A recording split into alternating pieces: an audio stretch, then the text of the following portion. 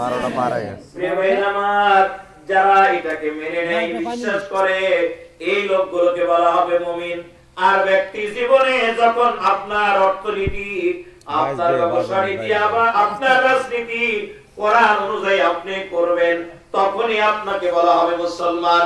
আপনি বিশ্বাস করলেন কোরআনের রাজনীতি মানতে হবে, অথচ এই লোকটা রাজনীতি করে পৃথিবীর মানুষের রাজনীতি, এই লোকটা রাজনীতি করে পীর সাহেবের রাজনীতি, এই লোকটা রাজনীতি করে কোন হুজুরের রাজনীতি, কোরআনের রাজনীতি করে না। এই লোকটা যদিও মুমিন হলো, কিন্তু এই লোকটাকে কখনো মুসলমান বলা যাবে না। যে ভাইরা আমার, জাতির পিতা হযরতে ইব্রাহিম আলাইহিস সালাম, কি নাম বললাম? বিশ্বনবী মুহাম্মদুর রাসূলুল্লাহ সাল্লাল্লাহু আলাইহি সাল্লাম ইব্রাহিম আলাইহিস সালামের বংশের লোক। ইব্রাহিমের দুই ছেলে নবী ছিলেন, ইসহাক আর ইসমাঈল। হযরত ইসহাক আলাইহিস সালামের বংশে ঈসা আলাইহিস সালাম পর্যন্ত যত নবী, অন্তত 10,000 নবী এই একই বংশে জন্ম লাভ করেছে। সুবহানাল্লাহ, সুবহানাল্লাহ। আর ইসমাঈল আলাইহিস সালামের বংশে মাত্র একজন নবী। কয়জন নবী? একজন। তিনি হলেন মুহাম্মদুর রাসূলুল্লাহ সাল্লাল্লাহু আলাইহি ওয়াসাল্লাম। বলুন আল্লাহু আকবার। দুই ছেলের দুই বংশ বের হয়ে আসলো। ইসহাকের বংশে নবী হলো 10,000-এরও বেশি, আর ইসমাঈলের বংশে নবী হলো একজন মাত্র। বিশ্বনবীর বাবার নাম আব্দুল্লাহ, তার বাবার নাম আব্দুল মুত্তালিব, তার বাবার নাম হাশেম, তার বাবার নাম আব্দে মান্নাফ, কুসাই, কেলাব, মুররা, কাব, লুয়াই, গালিব, ফিহির, মালিক, নাদার, কেনানা, হুসাইমা, মুদ্রিকা, ইলিয়াস, মুদার, নাদার, মাআদ, আদনান, উদ, মুকাওয়াম, নাহুর, তয়রা, ইয়ারুক, ইয়াশজুব, নাবের। 31 নম্বর ইসমাঈল, আর 32 নম্বর হলেন ইব্রাহিম আলাইহিস সালাতু ওয়াস সালাম। জোরে কোন আল্লাহু আকবার। হ্যাঁ, জোরে কোন আল্লাহু আকবার। পৃথিবীর সবচেয়ে দামি নবী, শ্রেষ্ঠ নবী হলেন মুহাম্মদুর রাসূলুল্লাহ।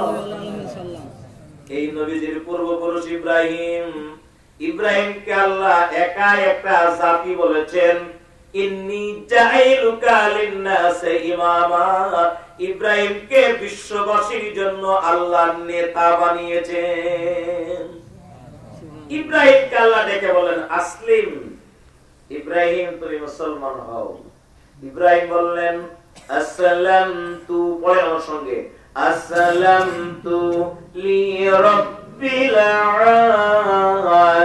আলামিন। হে আল্লাহ, আমি মুসলমান হয়ে গেলাম। রব্বুল আলামিন, আমি মুসলমান হয়ে গেলাম। আল্লাহ বললেন, তোমার কথার দ্বারা এইটা মেনে নেওয়া যাবে না। বলে কিসে? ওয়াইজিবতালা ইব্রাহিম রাব্বুহু বিকালিমাতিন ফাতাম্মাহুন্না ক্বালা ইন্নী জাইলুকা লিন-নাসি ইমামা। আল্লাহ রাব্বুল আলামিন ইব্রাহিমকে পরীক্ষা করতে লাগলেন। এক এক করে প্রায় 30টি পরীক্ষা করেছেন আল্লাহ।